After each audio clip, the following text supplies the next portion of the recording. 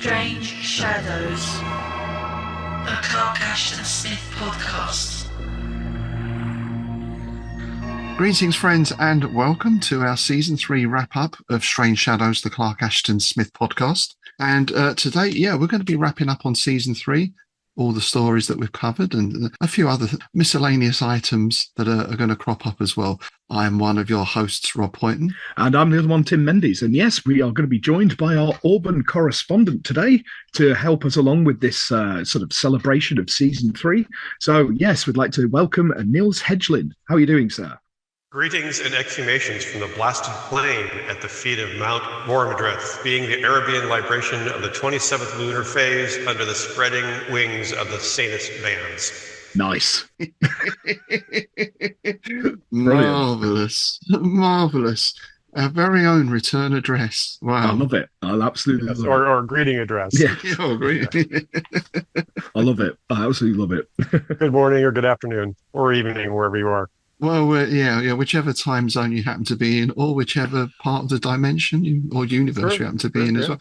I mean, who knows? There could be people in the multiverse listening to this. I don't know how they'd get it, but who knows? Yeah. Well, in about a million years, it'll have reached Alpha Centauri. So Yeah. Well, you never know. The Me-Go might have it on a wax cylinder somewhere, So I understand you have something of an announcement to make, sir, about an event that's coming up. Yeah, I'd like to officially announce an exclusive podcast announcement here. I'm going to be organizing a Clark Ashton Smith conference in Auburn on January 10th of 2026.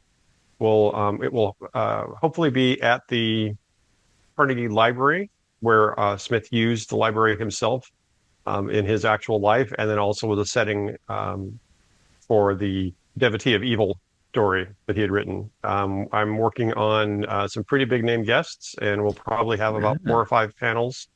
It'll just be the one day, and you can check out my blog, Clark-Ashton-Smithery, SMITHERY.blogspot.com for information now, and then I'll be setting up a website soon, a dedicated website soon. Fantastic. And I expect you both to be there.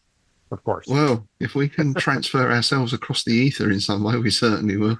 Yeah, absolutely. Is this the first specific Smithian event, as far as you know, in terms of a convention? No, there have actually been when they installed 2 of the different plaques in Auburn. Both times they had kind of a Smithian event with discussions. And the nice thing was that those were long enough ago, like back in the early 2000s, and the other one was, I think, in the 80s. They actually had people that knew Smith and were able to come and talk during those conventions, or not conventions, but those gatherings. Oh, nice. But they did some readings, and Donald Sidney Fryer played his lute and read some of the poems and things like that. So, awesome. But it's the first one in a long time, in at least about 20 years. Excellent. Sounds like it's going to be a great event, and we'll do all we can to promote and support it, of course. So, Indeed. Of course, we'll put the link up in the show notes, and I'm sure once we get more information, we can post it up on our Facebook and all the rest of it. Great, thank you. Brilliant news. Yeah, great choice of location. Interestingly enough, I'll be bringing up that location later on in one of Smith's letters. So Great. There we go. All right, so we thought we'd start off today by looking at some of our favourite words from it's 21 stories we've covered this season, and we've done a few bonus episodes as well. We focused this season more on Smith's poetry for the bonus episodes, and we found a very rich scene to mine there, didn't we, sir? Oh, absolutely. Yeah, we barely scratched the surface. And we also, I'd actually forgotten that it was this season that we did the Dead Will Cuckold You. Oh, yes, of course. Which I enjoyed immensely. Okay, so let's kick off with some of our favourite words. Nils, what have you got first up? Etiolated, mainly because I actually used it. Etiolated means a weak plant that's not growing well due to the lack of sunlight. And I was out weeding, and I saw some plants that were under the shade and weren't doing well, and some in the sun that were doing well. And I thought, oh, look, those plants are etiolated. So I actually was able to use it in at least to myself. That's nice. It's always satisfying, isn't it, when you can slip one of those in, if you live past the expression. Yeah, my first choice is actually one I've used. In fact, I used it in one of my Eugene Angove stories before we'd covered the Smith story that popped up in. So I kind of punched the air when it happened. Brobdingnagian, which means ridiculously large and unwieldy, basically. A Brobdingnagian monstrosity is how Eugene Angove describes Buckingham Palace. So Nice. My first choice is Slumdogullions. And we had a little bit of a chat about this one because we couldn't quite pin it down. We knew that there is Slumgullions, which is a type of meat stew. The goulash, isn't it? Yeah. Which was that like a northern expression as well, or Scottish, I think. Yeah. But that didn't really fit the context it was used in. And then we got into this discussion about the word slums, which we found out was an old East London term originally. So I think we settled on a slumdogullion being a sort of worthless person. Yes. That seemed to fit the context in which it was used. But it's a lovely sounding word. Yeah, I'm glad you brought that up because I had it in mine and I couldn't remember what we'd decided it was. And I haven't had the chance to use that at all, ever. I doubt if I ever will, but, it's in the back pocket just in case. My next word is Rechabite. It's a sacred order that specifically avoids alcohol. And that seems so pious, maybe for lack of a better term, but Rechabite to me sounds like some sort of twisted, evil type person. And I don't know where I got that association, but it's I can see people shouting, Rechabite in a mob that was going to burn somebody or something like that. That reminds me of Cenobite, which of course just means like a monk or something. But perhaps because of the Hellraiser thing, I always thought a Cenobite was something nasty as well. Yeah. Interesting. Yeah, I had that same association. My next one, I'm going to go back to the vegetable here. Pileated, which is the cap of a mushroom or toadstool. Very nice. My second choice is contumelious, which simply means insolent. Yeah. Which that would be a lovely one to throw in a conversation at some time. And speaking of ones that had a lot of discussion about the word cockodrills, I think this was a word that Tim had pulled out and wasn't able to find a good definition of. Yeah, I tried again today. Yeah, I was actually able to find something kind of about it. There is a church in Warmingford, Essex, that has a window of a cockadrill. Mm. The story is that King John in the 13th century put together an animal menagerie which included a crocodile, which grew to large proportions and then escaped into the Thames. Oh. And so this became a dragon worm myth in Warmingford, which allegedly is where they got their name from. And there's in 1950, someone sponsored a stained glass window where their local version of St. George is killing this crocodile, which is basically just a big crocodile. Nice. Wow. That reminds me of what's the M.R. James story with the stuffed crocodile or alligator in the cathedral? Canon Alberic's scrapbook. I was just going to say exactly the same thing. Yeah. Crocodile. Did you know crocodiles can grow up to 18 feet, but most of them only grow 4? God. Oh, Anyway, moving swiftly on. Oh, dearie me. Yeah, my next one is one it's one of them words that's really easy to infer what it is by how it sounds, but I love how it sounds. Salamandrine, which means, it's basically an amphibian like a salamander. Yes. There you go. And keeping with the sort of dragony, wormy theme, I'm going with vermiculate because Smith does like his vermi words, doesn't he? It's a bit like charnel. They pop up with regularity. So that particular one struck me as very nice, vermiculate. Here's a question for you, Rob. Who liked their worms more, Smith or Robert Chambers? Oh, well, Chambers always had the puffy worm, didn't he? Puffy grave worms. Grave worm, yeah. Whereas Smith, it's more of a movement, I think, sinuous. Yeah, worm-like. Yeah, vermiculated. Yeah. Battle of the Worms. That sounds like a really bad porno. Speak for yourself, Ducky. Cockfighting. Oh God. Yeah, I had to be very careful when I was looking for cockadrills. I didn't want to I bet you were. Yeah. go off into another area of the internet that I wasn't. Remember to clear your browser history. That's all I'm saying. Exactly. I had one last word, horripilation, which is the effect of the hairs rising in fear. That seems to be such a cruel word for such a unique condition or effect. That's a cool one. Yeah. I think for my final one, I'm going to go with mordant, which means biting humor. It also is the corrosive liquid used to etch lines on a printing plate and a substance that fixes a dye into a material. So there you go. But I love how it sounds, mordant. Again, you could use it as an insult, couldn't you? Mm-hmm. You mordant worm. You know. Mordant was actually one of the words that was picked twice as a favorite word this season.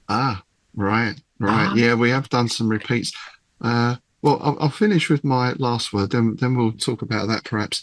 I'm going to go poetic with my last one, noctilucent, which means glowing at night. So a nice sort of poetic image to finish on, I think. So, yeah, I think it's interesting. We have doubled up on a couple of words, of course, throughout the season and from the previous seasons, I'm sure. But it fascinates me that we're on, well, what's this, 60 odd stories now at least. And there's still new words coming up, still new unusual words coming up. Oh, yeah, I still have to get the dictionary out, you know, because I thought when we first started, I thought that spot might kind of drop off after a while. It was like we'd find all the interesting words and then, you know, kind of let it sort of die. But no, every time there's at least 2 or 3 that I have to check on. Yeah. Do you have any numbers there, Nils, for how many words we've done? Yeah, there were about 6 or 8 duplicates. There were 154 words. Wow. But that includes other, no, I guess there were no really favorite words during the special bonus episodes. And there were, like I said, 5 or 6 that were duplicated. Mordant was one, stertorous, syncope, turgescent. So yeah, there was, as you can see, I kind of like went through and came up with a little dictionary for the season of all the words that were used and picked out. So that's great. That's something we should put out, a Smithian dictionary. That would be interesting, wouldn't it? It would be, isn't it? Yeah. The Clark Ashton Smith reading companion. Well, they've done it with Shakespeare, haven't they? With like Shakespearean insults, you know, like way-faced poltroon and things like that. Yeah, your cream-faced loon. Yeah. Which I've always wanted to use. Well, isn't Shakespeare responsible for, you know, virtually every expression in English? And go back to Shakespeare, a huge amount. A lot of them, yeah. If you go back, yeah. Well, we'll continue to champion pecuniary depletion. We'll do our bit to get that established in the everyday lexiconography of the UK. You never know; it might catch up. Along with Rumpy Pumpy. Yeah, well, that's there already. At least with us, it is. Yeah. All right, so 21 stories this season. Now we have the difficult task of picking a favourite, because I have to say, I think this is the best collection so far in terms of overall quality. Absolutely. I think that, you know, I don't remember if these were the first Auburn stories, but certainly they had some really strong ones. The Maker of the Gargoyle and Holiness of the Zedarak, plus the Mars stories, Vaults of Yovambis, and Colossus, another Averone. So yeah, there are some really good ones in here. Yeah, it's quite Averone heavy, wasn't it, this season? A little less of the science fiction stories, I think. Oh, there were some. And a couple of good mythos stories as well. I'm thinking like Uber Sattler and the Plutonian drug in particular. Yeah. And the Nameless Offspring. Yeah, it's definitely, because I when you said choose your favourite, that's an impossible task. I've managed to narrow it down to 4. I've got the top 4 for me. I've got, Maker of Gargoyles, which I love that story. And I think I love it even more because around the same time, I covered the Argento movie, The Church, for the Monster in My Bed podcast. And when I was watching that, I was like, they had to have known about that story, because it basically takes elements of Maker of Gargoyles along with elements of an M.R. James story, and kind of that's what it is. And so, yeah, it's always like the imagery I find really visual. It sticks in my head. You know, the bit where the gargoyle comes in the bar and all that. It's very filmic. Very cinematic, isn't it? Yeah. Yeah. Next up, I had Vaults of Jovambis, which I won't go into now because I know that you're going to be talking about it in a minute, Rob. Next up, obviously, I had to Ubba Safler. I love that story. I've always loved that story. It's one of the stories that got me into Smith in the first place, because I had it in like a mythos collection. All right. Yeah. And I it's one of the first things I read of Smith's, along with like Return of the Sorcerer and things like that. And it's such a great concept, isn't it? The unbegotten source, this protoplasmic thing, you know.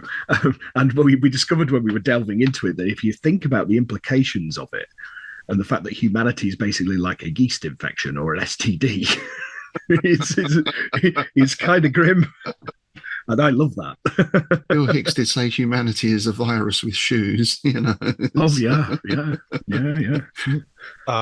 Life is an STD. You know, it's terminal, and you get it by having sex. Well, there you go. That's one of the bleakest things we've heard all season. Who are you, Thomas Ligotti? I hope not. I think I was just saying on Ubisata there as well. I think the interesting thing with that is how they all had that theme and had their version of it. Mm. So the Hounds of Tindalos, you know, it's that same thing. It's the guy taking Lao and going back and back and back to the source. And we can look at Lovecraft at the Mountains of Madness and various other things. Yeah. Robert E. Howard uses it as well in some of his stories. That idea of deep regression, I suppose you'd call it. Yeah. House of the Borderlands is another one. Yeah. And finally, Double Shadow, because there's just something incredibly creepy about that. And as I'm a huge fan of Doctor Who, I couldn't help thinking of the Vashta Narada. Yep. So, you know, it's just a really, you could see that as one of those like episodes of Hitchcock's Thriller or Twilight Zone or something, couldn't you? Yes. You know, shot in grainy black and white, this shadow creeping across the floor behind him. Brilliant. How about you, Nils? What's your favourite there, or favourites? That was obviously, as Tim said, it's a tough one. I got down into what do you define as favorite? Favorite of Smith's or favorite of the season? Because I can kind of see a little bit of a difference in definition. And for lack of a better way to do it, I just said the favorite of the season, and I'm going to be kind of cheating and just say the Seed from the Sepulchre, which the one that we talked about when I was on before. Yeah.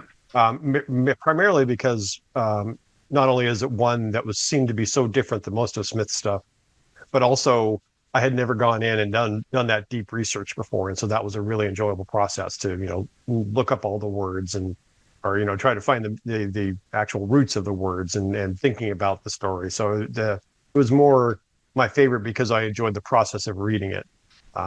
But you know, as you said, there's so many good ones, you know, that are always anthologized from the season that it's kind of hard to choose. Yeah, that one for me as well, that nearly made the list because I love the body horror in that. Yeah, you know, because again, it is quite different from what Smith's usual stuff. You know, it's another one of those quite unsettling when you actually think about it and think of the implications of it. And yeah, I'm a big fan of body horror. I think Cronenberg could have done a great adaptation of that. Right. It is this transformation thing, isn't it? Where the person turns into the monster in effect in the end. Which is something I picked up on in my choice. And it is very difficult because Colossus, you know, is going to be up there and all the ones you've mentioned. Yeah. But I went in the end for the Vaults of Jovambis for a few reasons. One, because to me, this feels like a very modern story. It's science fiction, But there seems to be far less Tweed in this one than any of his other science fiction stories, you know? Everything else we hear of Captain Farquharson leading the plucky Brits. Yes. You know, this to me feels like Alien or even The Thing or that kind of stuff. I very much visualised it as a modern film. And I love the fact in the opening, we learn that the narrator is already dead, or at least he's gone. And I thought the way he sets it up, we've got the party of 8 going across the Martian desert. We get foreshadowing with a strange little shadow moving about before they even get into these caves. We've got Egyptian-type hieroglyphs. We've got a mummy. We've got face huggers, but they're head huggers. Yep. And I love the bit where Octave gets the head hugger on him, and the first thing he does is pull a lever and opens the door to release all the rest of the little buggers. And you get this mad chase through the sort of catacombs. We get flaccid, oozing horror. Well, we've all had that. It's not you, it's me. And we get an exposed brain, which is always, you know, so there's a nice bit of body horror in there as well. And we get this ending similar to The Seed, where the narrator is telling us, I have to go back there. He's joined with these things. He becomes one of these things. So, yeah, for those reasons, I picked Jo Vombis as my favourite there. Yeah, I chose it as one of mine for them reasons, because to me, that is survival horror. It's got to be one of the earliest examples of the genre, in my opinion, of like what you would consider survival horror, because it's these people fighting for survival and all dying. It'd make a great video game in the sort of spirit of things like Dead Space or Callisto Protocol, things like that. So to me, when I was doing that, I was just like, oh, stick a couple of ridiculous puzzles in that and it could be a great video game.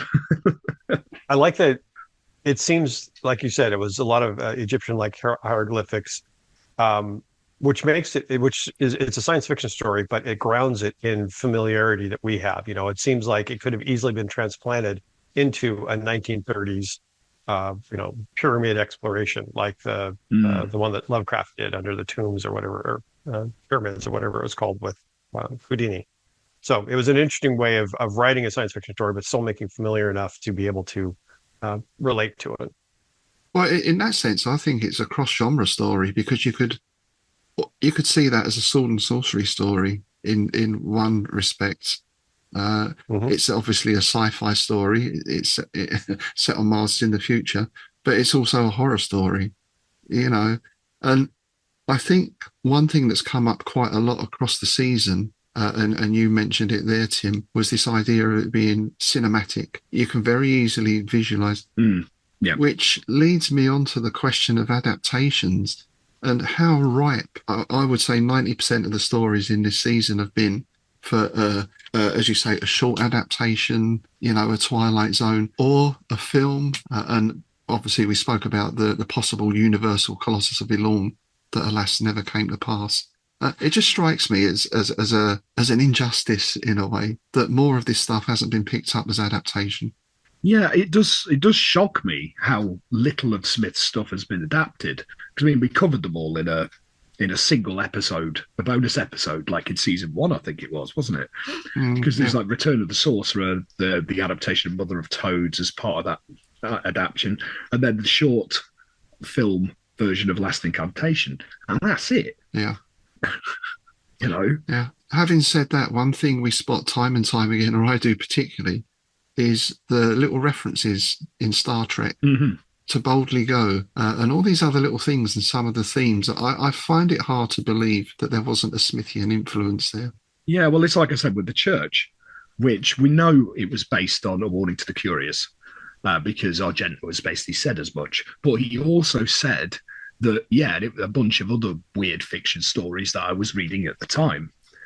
And if you watch that and read Maker of Gargoyles, it's impossible not to think that he got some inspiration from that story, because the whole thing with the woman and the gargoyle, you know, and they've got the winged gargoyle-like creature, it's basically like just that thing. So, you know, bit of gargoyle rumpy on the altar kind of thing, you know. Gotta check that bingo box. Exactly. We've got Nils here. We've got to fill our bingo card in.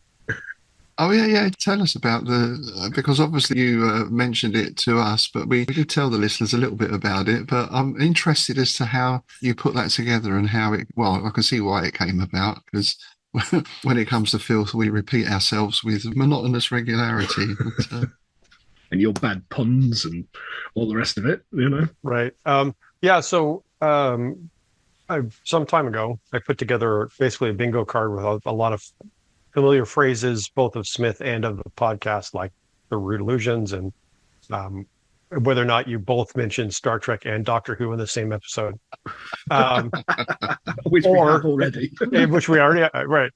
I'm actually filling out the bingo card as we do the episode brilliant. Right now. See how we do. Well. Look, we can see that, yeah. So I actually went through and did the Herculean task of re-listening to all the episodes of season 3, and to be able to look at how they did on the bingo cards. There were only 2 that made a bingo. One of them was the first episode of the Colossus, and then the other one was the Q&A special episode. The bonus episode, and that one actually got 2 different bingos. Out of the rest of them, there was the Immortals of Mercury, Vaults of Yovamis, and the very first episode where you talked about the Emperor of Dreams documentary. Those were the next top 3 that checked boxes, but they actually didn't get a full bingo line. So right, yeah, right. And it was interesting that. Maybe I'll reshuffle things for season 4, but because you always talk about letters, there was one about the Smith Circle that was always checked, so that one's kind of a given. And then, not surprisingly, root illusions, it was almost always checked. So, but the one thing that the one that was never checked was that you never mentioned. There was never a band name or a song that you call out in one of the regular episodes. So that one should probably be replaced. But okay, maybe I'll replace it with Rob makes a bad pun. Yeah, you can pretty much guarantee. Yeah. When it comes to double entendres, we always like to slip one in where we can. Absolutely. I just thought we'd have the band names pretty much every time. No, this one was there are no band names or songs in the episode. So right. Yes, you had band names or a song every time. Gotcha. Oh, we have had those every time, right? Yeah, because the thing is with those, we don't keep a record of them. I do keep meaning to write them down, but that'll be a task at some point. Yeah. We have produced for the Innsmouth Literary Festival coming up in September. My wife Lara has designed a poster for the a Clark Ashton Smith Music Festival using a load of the band names. Oh, great! I'll see. I'll put a JPEG up of it. We had fun putting that together. Cool. Yeah, and last year we like at the start in the welcome bit. He buggered off because he had to go and check something and left me with a piece of paper. He'd written a load of stuff down on it. And it was all these ridiculous... He's got, tonight we've got some covers bands. We got ghouls on film and ghouls want to have fun. And I'm stood there like a lemon in front of this audience and reading this stuff out. You did very well. My favorite, Rock Me Athameus. Yes. Oh, yeah. That is. Athameus, like that. And I think other than that, my favourite Innsmouth tune was Twist and Shout All You Like, It Won't Do You Any Good. I did like that one as well. Yeah. One other interesting bit from the going through and looking at the bingo card, beyond the Smith Circle and root illusions, the next most checked one was the term science fiction.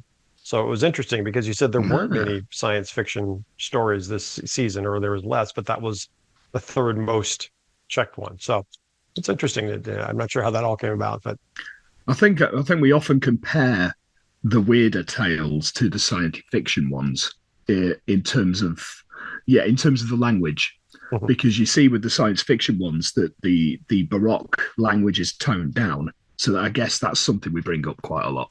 Right. When did that term fall out of favour, science fiction? Because I don't think it was a word I'd ever heard before getting into these stories again. So I presume it was out of use for quite some time, and SF or science fiction took over. It was probably around the time people like Volheim started doing the science fiction conventions. it was probably around then. So probably late 30s, I would say. It's I don't know if you've seen or heard old discussion of robots in like videos or audios, but it used to be pronounced with a U, robot. And somewhere in the 50s, it changed. And there was I actually was surprised to see that there was a video of Isaac Asimov, and he was talking about robots. But I don't know. Yeah, maybe there was a vowel shift, just like between the two versions of English or something. That's possible. Right. I still don't know if we're pronouncing it right, really, because it looks like science fiction, but it could be scientifiction, isn't it? I like science fiction. It rolls off the tongue. A bit like we had last time, right, with the walking stick men. Yeah, the walking stick men. Yeah. Not the walking stick men. Yeah. So, of course, where there's a most favourite, then there's potentially a least favourite as well. What was your least favourite story this time? Well, for me, it had to be Seedling of Mars, unfortunately. There was just something about it. I guess it came because of the circumstances. It was obviously Smith by numbers because he was commissioned to do it as basically for a winner of a competition, which I'm going to hand over now to Nils, because I believe you've actually dug out some information about that said competition in Wonder Stories. Right. So the competition was that readers would send in a short 500-word synopsis, and then the magazine would contract writers to write up a story based on that synopsis. The prizes ranged from $50 down to $2.50.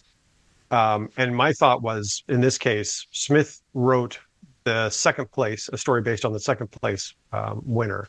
And I'm thinking, if Smith was writing the second place, some great name should have been writing the first place, obviously. So the reader that sent in the winning first place prize was William T. Thurmond, and his idea was only 137 words. So that was quite short. They said it was actually one of the shortest ones that they entered. The author that wrote it was Raymond Cummings. Have either of you heard of Raymond Cummings, the science fiction author? I think I've seen his name in the contents of Weird Tales, but never actually read anything. Right. Yeah. He's actually considered as one of the founding fathers of science fiction. He wrote a story called The Girl in the Golden Atom. He wrote a story called The Girl in the Golden Atom in 1922. He actually also worked as an assistant for Thomas Edison. Wow. And later wrote for Timely Comics, the Captain America version, the earlier version before it turned into Marvel. So he's quite a prolific author, but I hadn't heard of him either. He's actually the one that coined the phrase, "Time is what keeps everything from happening at once," which is often misattributed to Einstein. So the story that he wrote was called The Derelict of Space. And strangely, it's actually a little bit similar to the Event Horizon movie, the Lovecraftian horror movie, in that a spaceship is going out into uncharted space, and they discover another spaceship with humans on it. So how did this spaceship get out here if this is supposed to be uncharted? Well, it turns out that this spaceship left 50 years ago and was trying to travel in time, and it was expecting to stay in a physical location that would allow the Earth to come back around its rotation in 50 years or something like that. It was really hard to understand. Things didn't go well. There was a love affair on the boards, and people started fighting. And It was interesting that almost everyone died these horrible deaths that he quite graphically described, graphically for that time. I mean, like suffocation and going mad and beating one's brains out. So it was an interesting story. Smith's, even in spite of its not being that good, Smith's story was still better, obviously. There actually was a letter in the subsequent magazine saying that from someone that said that they did like Smith's story's letter. There was a magazine's letter later that said that Smith's story was better. But interestingly, looking at the other stories that were written, the fifth story was written by Manly Wade Wellman of the Civil. And then the sixth story is written by Jack Williamson, who is another science fiction author's name I read. But the title was, I thought you might like, The Red Slag of Mars.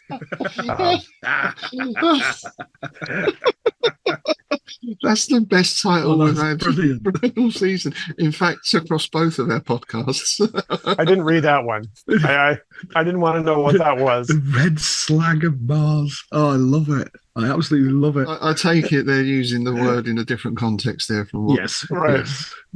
It's in molten. Yeah. I would hope so. I would hope so. You know, being an American publication, I would think. Yeah, no, not the British use of Outstanding. You slag. That sounds like something like the explorers from the Vault of Yovombus would visit after they came back. Oh, that's brilliant. I could just see that on a double bill with Flesh Gordon. And then just to finish up, there was such a good response to this competition that they went ahead and said, okay, we're going to just continue this on. It's not going to be a competition. Readers send in your ideas, and if we pick it, we'll pay you $10 for it. So it seemed to do pretty well. Ah. It's kind of an interesting approach in a way. And I mean, I chose the same, by the way, for my least favourite. I mean, it was 16,000 words. So it was a bit of a slog to get through, even for Smith. I think he wrote it in a week. Yeah. And yeah, I think like you said, Tim, it has that feel about it. Whereas you compare it to the Colossus of Elorn, where it's just like fireworks going off, Smithian fireworks left, right and centre. Yeah. This has a different feel to it. But how would you feel as a writer, Tim, if... you're writing for a publication or an anthology and that idea comes up? People are going to send in plot ideas and that's what you have to write. I mean, it could throw up something interesting, I suppose. Well, I've kind of had it in a way because I've been invited into like group projects and been given a brief. Like, can you write it? And I was brought into one. And bear in mind, I'm a weird fiction author, right? And I was brought in. Hang on. Are you a weird fiction author? Or are you a weird fiction author? Both. Both. Absolutely both. And it was just like, oh, can you write something about pirate vampires? What?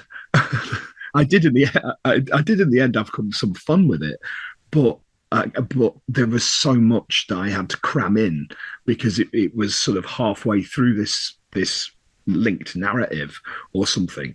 So I spent most of it just arsing about like, oh, I've got to mention this, blah. I've got to mention this, blah. And didn't really have time to do my own thing with it. Yeah. Which is a shame because I went back and actually rewrote it and revisited it and released it as a standalone thing. And it worked way better without all the stuff I had to cram in as part of the brief. So I imagine Smith had the same issue. Yeah. Because I guess this brief he was given, he's got, right, I've got to mention this. I've got to get that in. I've got to work that in somehow. How the hell am I going to get this in? And I've got to flesh it out to 16,000 words. I've got to pay the bills, right? Yeah, exactly. Yeah. Mm-hmm. Yeah, it strikes me. I mean, because we often kick around ideas and ideas arise as we talk sometimes, even with names like what do we have the other week? Captain Mandrake, you mentioned off the top of your head. Captain Arthur Mandrake. Yeah, which I think you've got to create that now. You've got to do that. Oh, he's going in the next Eugene Angove story. Marvellous. Yeah, he's going to be a sozzled army captain or something. So that sort of thing is good. But if you have so these people go to a planet and they discover a monster made of granite and one of them breaks their leg, it virtually writes all the story beats out for you. I'd find that quite limiting, I think. You nearly made a limerick then. These guys went to a planet and made an alien made out of granite. He broke his leg. It cracked like an egg. Yeah. And then they returned to Thanet. There you go. There you go. Ba-dum. Yes, we're available to write limericks, short stories, poems. For consideration, of course. I thought it was for exposure. That as well. Oh, don't. Exposure. Funnily enough, I've just had an offer to work at a festival and it actually said, of course, there'll be no pay, but, think of the exposure. And as my lovely wife is wont to say, people die of exposure. So there we go. The eternal struggle of the artist. Yep. I can't think that Lovecraft or Howard did anything similar to that. I can't imagine that Lovecraft would have gone for that. He did do the ghostwriting thing, though, which a lot of that he was given a synopsis and he went off and wrote it. Yeah, but he used to then go off into mythos, didn't he? Yeah, he just basically do his own thing with it, but I'd like you to write a story about two people who meet in Brooklyn. Great, we'll have deep ones. Well, there's a mate of mine who does a lot of ghostwriting. It's how he makes his living. And he was talking to me about it. It was like, oh, you should get into it. It's a really good way of making a bit of money. I was just like, I couldn't do it because I'd get like 3 pages in and all of a sudden, this would be some kind of like wizard school. And all of a sudden Nyarlathotep would turn up and start making everyone go mad or something. Now, one thing we've been very keen on across all of our seasons is the letters, of course. Largely, or mostly, we've been delving into Dawnwood Spire and Lonely Hill. And we've got 1 or 2 extracts from those volumes today. But, of course, Smith corresponded with a lot of other people as well. Yeah, I mean, you tend to draw from Dawnwood Spire. I tend to draw from Eccentric Impractical Devils, the letters with August Derleth, especially when it comes to the publication history, because they tended to talk mostly about publishing. So you learn a hell of a lot about the process of how many times Weird Tales rejected something by delving into them Derleth letters.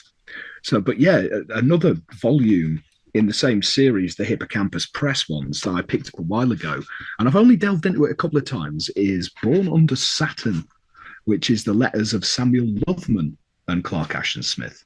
So I'm going to be looking at that today.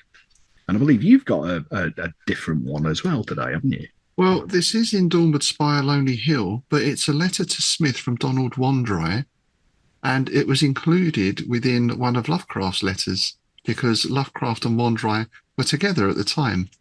Oh, that's nice. It's not a particularly interesting letter, but I thought it'd be nice to have a look at that. Now, I'm going to be jumping all over the place in this because I thought, being as we've got our Auburn correspondent on, I thought I would see if we could find out some of Smith's thoughts about Auburn, because we've discussed in the past that he felt quite trapped there, and it was, that kind of small town thing going on. And that's been confirmed here. I've got some lovely little excerpts. This one's from November 14th, 1913. Smith says, I think too of getting out of Auburn as soon as I can, which may not be for a year or 2 yet. I'll go to Carmel. Of course, you couldn't hire me to live in a city for the natural beauty of the place and to be near my friend Sterling. I don't care much about the rest of the literary colony there. They're mostly third-rate magazinists, but even they are preferable to these indifferent or even hostile Auburnites. So yeah, Smith didn't seem to have the highest view of people in Auburn. In fact, he has a couple of pops at things.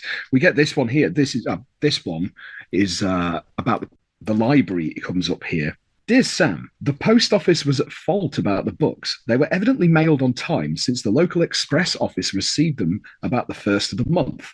The express agent sent me 2 successive cards informing me of this. I live beyond the delivery limits, neither of which was allowed to reach me, though some slight irregularity of the address and the inconceivable stupidity of the postal officials. I'm sorry there's been so much trouble about the matter, since no one is to blame but the wooden-witted postal clerks. Auburn is a ghastly sort of place, a town of the perambulating dead. The Wells Fargo people once held up a telegram address to me for 2 days before they decided to risk sending a messenger. They didn't know where I lived and were too lazy to make any immediate effort towards locating me. Incidentally, the telegram was quite valueless by the time I received it. So, I love that. The perambulating dead. Isn't it a shame that they didn't call The Walking Dead the perambulating dead? Sounds so much classier. Absolutely. What was the date on that letter? Yeah, that letter was dated May the 21st, 1915. the reason I asked was because that was, if you remember from my zines, I was able to find the mailbox that Smith's letter came through, and that would have been the time that he would have gotten that letter. So yes, I've been able to see with the actual little metal post box that he probably would have gotten that letter through. Wow. And you presume, that someone then would have sent a telegram as a matter of some urgency, I guess. So the fact that it's held up must have been annoying. Now, interestingly, we jump forward to the September the 6th, 1915, and we go to the location that we mentioned earlier, the library. I doubt if the Auburn Library has any translation of the Arabian Nights, let alone Burton's. They haven't even a complete set of Poe, and nothing at all of Bierce. What can you do? The library board is made up mostly of church members. Maybe you should read that out at your con. Good point. Yeah. So send me that note of that letter. Yeah. We have one last one about Auburn here from February 18th, 1916. I do hope that you manage to reach California this year. Your visit would be a godsend to me in the way of a little companionship. My opportunities for friendship are strictly limited in a place like Auburn. The mere fact that one writes poetry exposes one to suspicion and hostility and misunderstanding, especially in a small community. I seem to have found rather more than my share of these things. So he wasn't happy there, was he? He was definitely felt like a fish out of water. Absolutely. That's a lot of what I found in my research. But on the other hand, even at 20, which was how old he was in that first letter you read, I'm wondering if the hostility towards poetry is more the hostility towards the wives liking the poetry and therefore pursuing a relationship with him. Yeah. I mean, that is a bit of the theme of the big three, isn't it? Lovecraft and Howard as well, because Howard famously, although being one of the most successful people in his town in Cross Plains, income-wise, was not really recognised. Well, how much of that was Howard's own view of the people around him and how much was actual hostility is open to question, I suppose. And Lovecraft, sort of unknown in Providence, wasn't he, really? Pretty much. Yeah. I mean, we went to Providence in about 2001, something like that, and there was nothing. There was the plaque at the library, and that was it. I think now there's walking tours and all that sort of stuff going on. Yeah. There was a statue as well, but they can't find a permanent place for it or something. It keeps getting moved around, and it's in a shed or something now. Oh, right. There was a bust in the library at one point, I think, wasn't there? Yeah. Yeah. Well, I've just got a couple more things here because these just made me chuckle. I was looking for something else and just stumbled across this completely because we mentioned there that the library was basically staffed by churchgoers. So, yes, in November 1920, Smith started going to church, not because he'd found religion, just because he was bored, which I just think is really funny. There's something to do, right? But I've taken to attending church the past few Sundays, not from piety, however. Dewing also attends, and I've seen him oftener of late. The rector, Fenton Smith, is an Englishman, quite unusual and attractive personality. He paints as an avocation, and some of his work is surprisingly good, at least in colour. In the next letter, November the 13th, 1920, Smith carries on. My church-going is rather funny.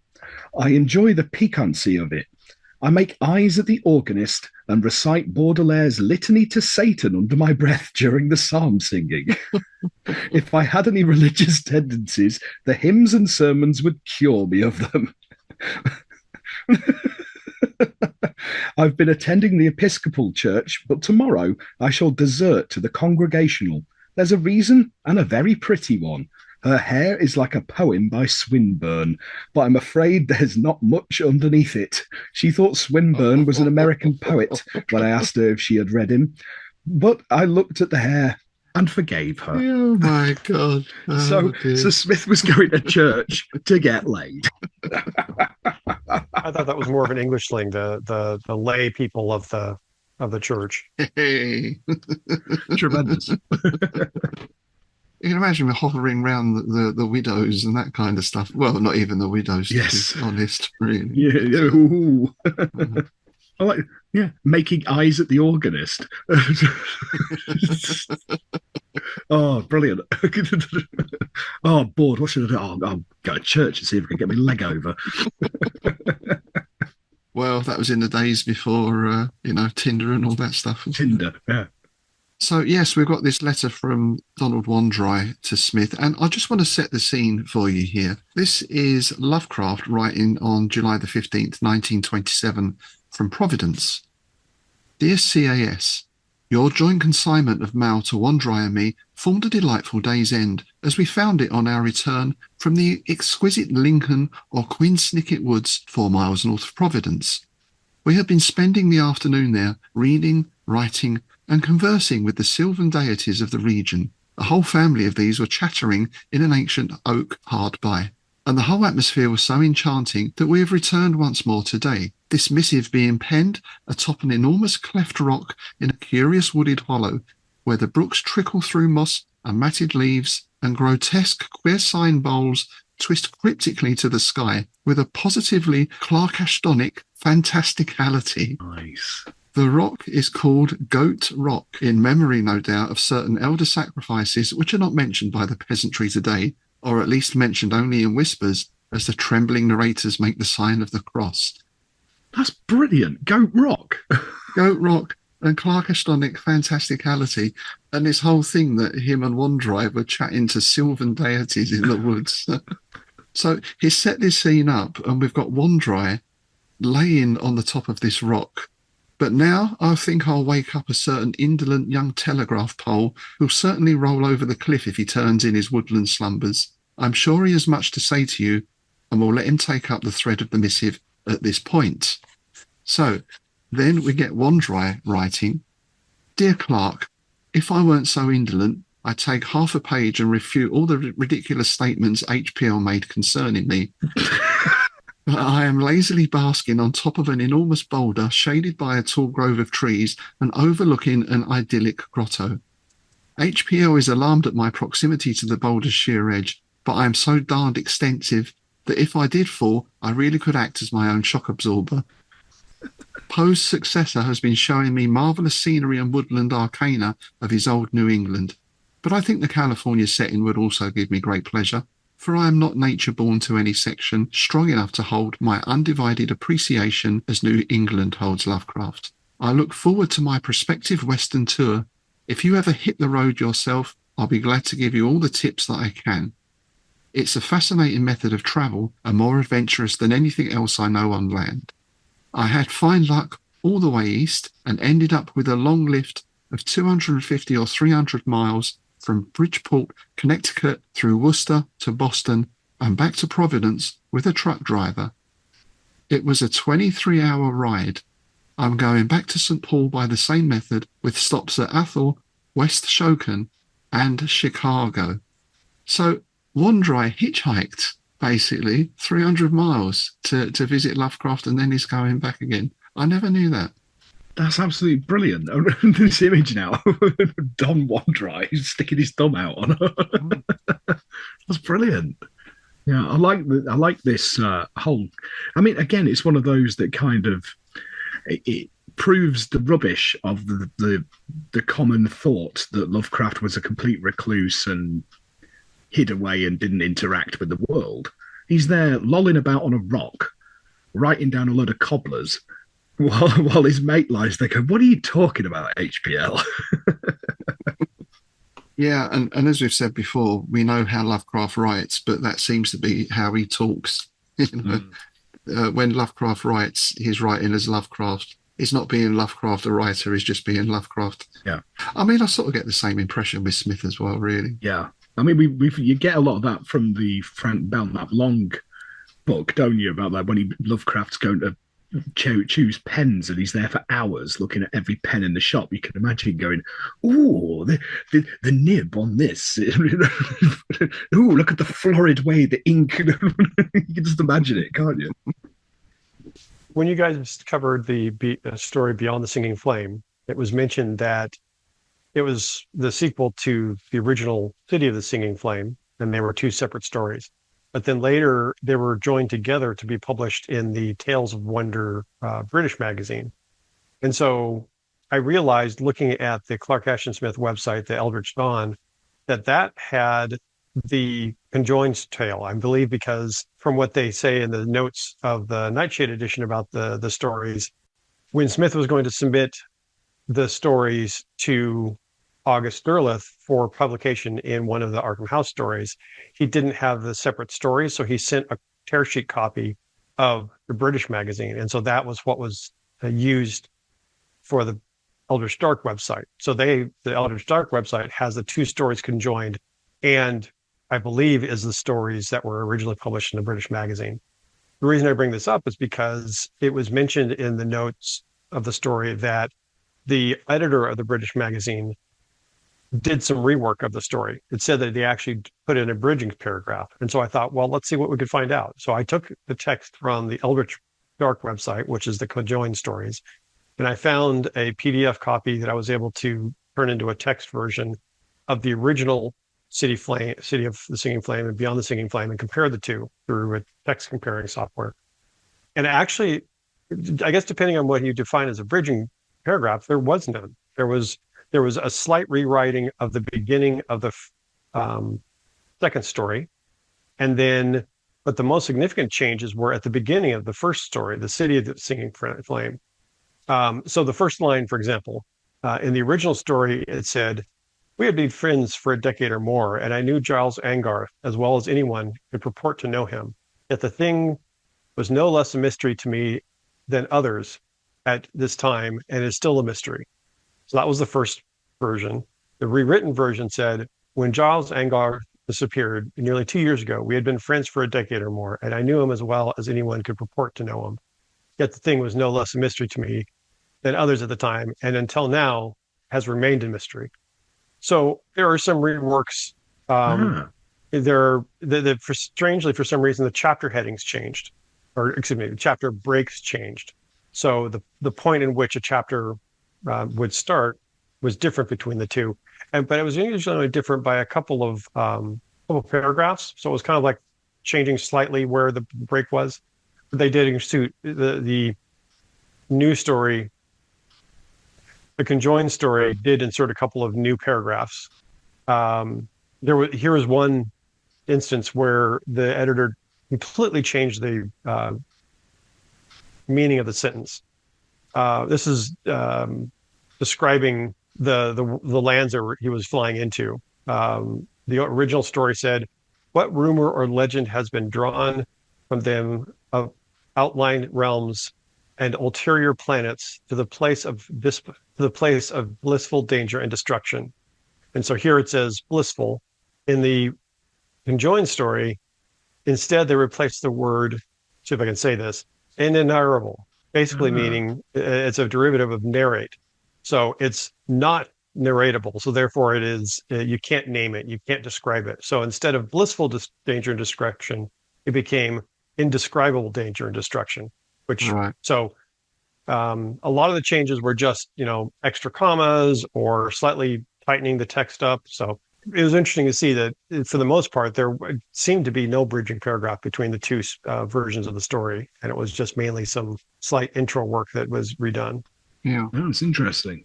That is quite a change in meaning, though, isn't it? Or different feeling, even with that just one exactly. change. Yeah. I mean, I get the impression Smith was always someone who was very precise about his language as well. He knew exactly what he wanted to get across. Mm-hmm. Yeah. It's our poetry background, isn't it? You have to be very precise with the words you use to convey the feeling of the poem, don't you? So there we go. That's our favourite words, favourite stories, Lee's favourite stories, and a little bit of a delve into the letters. Now we have something very special, something we've never done before. Nils has put together a quiz. Dare you take part, dear listener? Test your Smithian knowledge. I feel like I should put a little bit of sort of game show music up here or something. Hang on a minute. Here we go.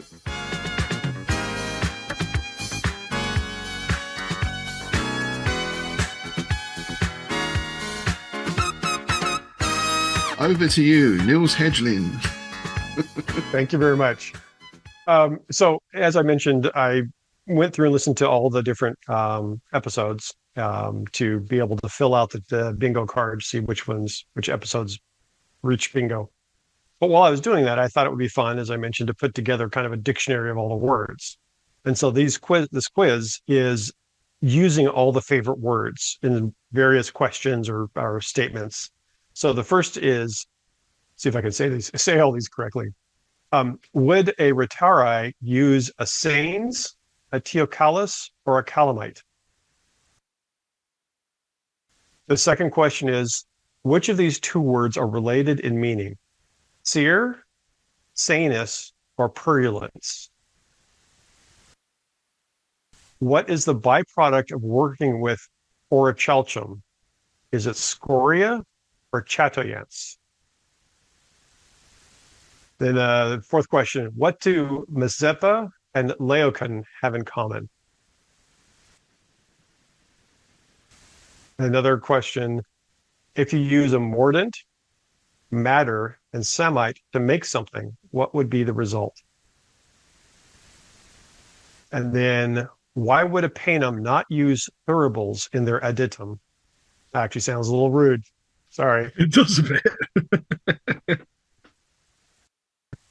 Couple of more. These two are questions. They're sentences that you as a listener should try to translate into normal non-Smithian English. So here's the first one. The contumelious peroration caused the diablerie to be anointed. And then this one I had to write just because I know it was a version of one of Tim's favorite words.